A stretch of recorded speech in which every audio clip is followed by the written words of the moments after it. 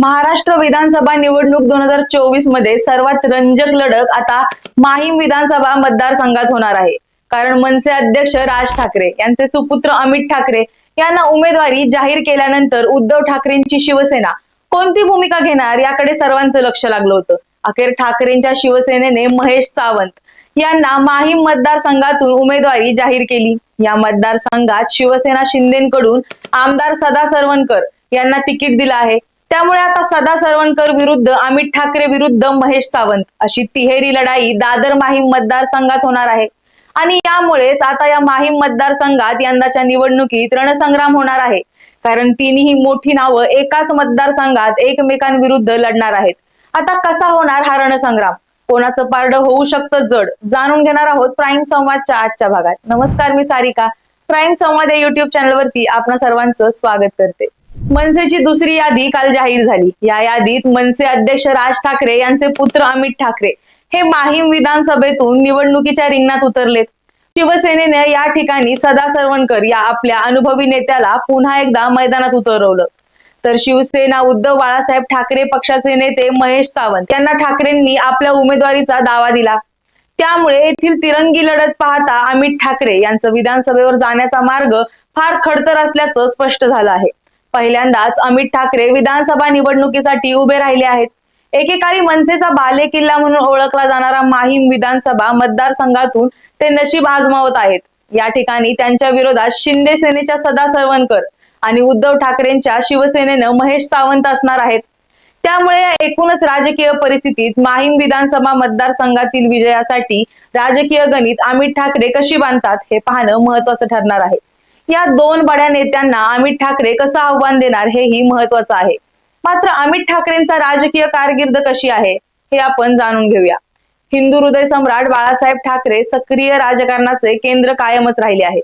मात्र निवडणुकीच्या राजकारणापासून ते कायमच राम राहिले. मात्र ठाकरेंची दुसरी पिढी ही देखील आता राजकारणात सक्रिय झाली आहे. आदित्य ठाकरेंपाठोपाठ आता अमित ठाकरेही आपलं नशीब आजमावू पाहत आहेत. म्हणजे सध्या ते राजकारणात नवखे आहेत. मात्र तरीही दादर माहीम मध्ये दिलेल्या उमेदवारीमुळे 15 वर्षापूर्वी मनसेचा असलेला बालेकिल्ला पुन्हा काबीज करण्याची उत्तम संधी अमित ठाकरेंमुळे मनसेला मिळते. त्यामुळे कार्यकर्त्यांमध्ये उत्साहाचं वातावरण आहे. याचं उदाहरण द्यायचं झालं तर महापालिका निवडणुकीत राज ठाकरेंना एकदा शिवाजी पार्क हे मैदान सभेसाठी हवं असताना ते मिळालं नव्हतं. त्यावेळी राज ठाकरेंनी असा काही करिश्मा केला की या मतदारसंघातील 6च्या 6 नगरसेवक मनसेचेच निवडून आले होते.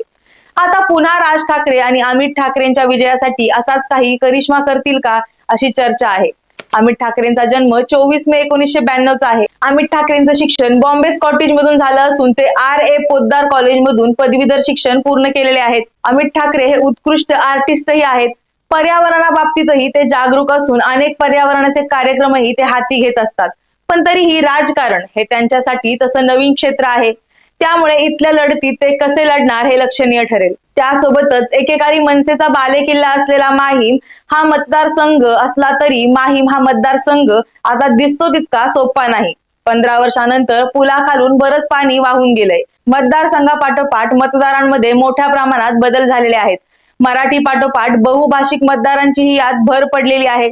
या मतदारसंघात मुस्लिम बहुल भागही आहेत. अशातच राज ठाकरेंनी प्रखर हिंदुत्वाचा मुद्दा हाती घेतल्याने मुस्लिम मतांचा विचार ही अमित ठाकरेंना करावाच लागेल. पण यात सुद्धा महत्वाचा मुद्दा हा आहे की वरळी मतदारसंघातून 2019च्या विधानसभा निवडणुकीत शिवसेना युतीचे उमेदवार म्हणून आदित्य ठाकरेंनी प्रथमच राजकारणात एंट्री केली होती. ठाकरे कुटुंबातील पहिलाच उमेदवार शिवसेनेच्या माध्यमातून त्यांच्या रूपाने विधानसभेच्या निवडणुकीत उतरला होता. त्यामुळे राज ठाकरेंनी नात्यांची जपणूक करत आदित्य ठाकरेंविरुद्ध उमेदवार दिला नाही. वरळी मतदारसंघातून आदित्य ठाकरेंचा मोठा मताधिक्यांनी विजयी झाला होता. मात्र यंदा नात्यापेक्षा पक्षीय राजकारणाला राज ठाकरेंनी प्राधान्य दिल्याचं पाहायला मिळत आहे. दुसरीकडे शिवसेना ठाकरे गटानेही अमित ठाकरेंविरुद्ध उमेदवार मैदानात उतरवला आहे. त्यावरूनच शिवसेना शिंदे गटाचे माजी आमदार किरण पावसकर यांनी उद्धव ठाकरेंवर जळजळीत भाष्य केलं. पण शिवसेनेने यावेळी मतदार का दिला याला कारण आहे.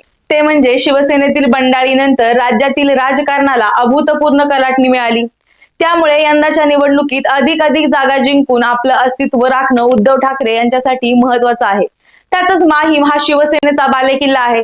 त्यामुळे तो पुन्हा आपल्या ताब्यात घेणं ठाकरे यांच्यासाठी अत्यंत महत्वाचं आहे. पण पक्षातील काही नेत्यांनी अमित ठाकरेंना उमेदवारी मिळत असेल तर आपण त्यांच्या विरुद्ध उमेदवार उभा करू नये असा आग्रह धरला होता। या विचित्र परिस्थितीत अडकलेल्या उद्धव ठाकरे यांनी या प्रकरणी कोणताही भावनिक निर्णय न घेता माहीमतून महेश सावंत यांना उमेदवारी देऊन राजकारणाच्या कसोटीवर योग्य आणि व्यावहारिक निर्णय घेतला।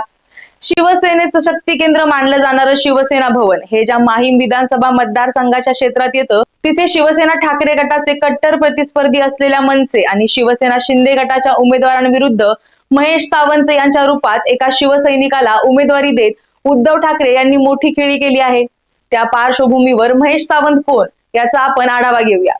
सध्या शिवसेना उद्धव बाळासाहेब ठाकरे पक्षामध्ये विभाग प्रमुख पदावर असलेले महेश सावंत हे मूळचे कोकणातील सिंधुदुर्ग जिल्ह्यातील मातोंड गावातील असून त्यांचे वडील चाकरमानी होते।